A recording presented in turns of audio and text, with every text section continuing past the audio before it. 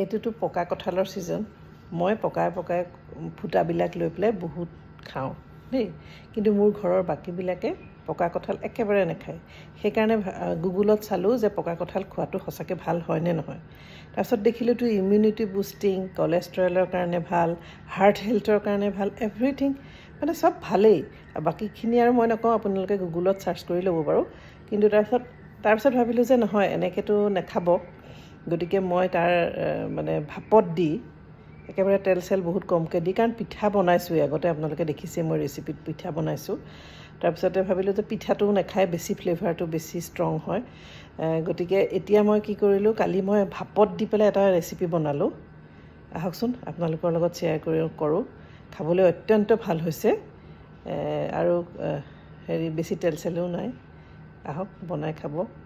সঁচাকৈ জানেনে, মই বনাই পেলাই পূৰা ছাকচেছ হ'লোঁ। মই বাতিত বনালোঁ, ডাঙৰ বাতিটো আচলতে বিচাৰিয়ে নাপালোঁ, ক'ত সোমাল। ভাপত দিয়াৰ এটা নিৰ্দিষ্ট জোখৰ বাতি এটা আছে, সেইটো নাপালোঁ। সেইকাৰণে সৰু সৰু বাতিত তেল সানি বনালোঁ।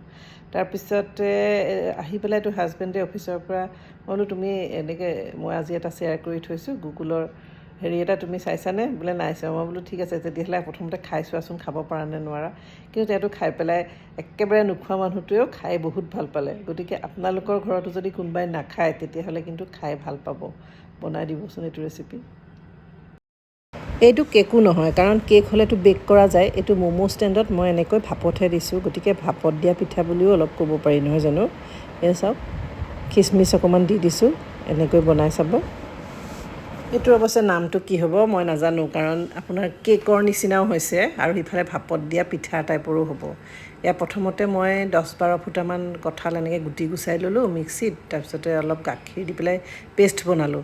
তাতে চেনি অকণমানো দিলোঁ, বেছি কম হৈ যায় বুলি। তাৰপিছত চুজি এবাটি দিলোঁ, আধা বাতিমান অকণমান ময়দা দিলোঁ। ময়দা আপুনি নিদিলেও হ'ব অৱশ্যে। বেকিং পাউডাৰ 1 চামুচ দিলোঁ, অকণমান কম, আৰু বেকিং চ'ডা দিলোঁ 1/4 টিস্পুন। দৈও আধা বাতিমান দিলোঁ, আৰু তেল দিলোঁ 4 টেবুল স্পুন বা 3 টেবুল স্পুনমান দিলেও হ'ব চাগে।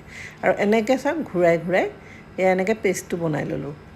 পেষ্টটো বনাবলৈ মই মিক্সিটো দিয়া নাই, এনেকৈ তেল সানি ল'লোঁ সৰু সৰু ষ্টীলৰ বাতিকেইটাত। চাওক, আধা ঘণ্টামান মই ভাপত দিলোঁ ম'ম' ষ্টেণ্ডত। দেখিছে কিমান ধুনীয়া এটা স্পঞ্জি কেক বুলিয়েই ক'ব পাৰে আচলতে।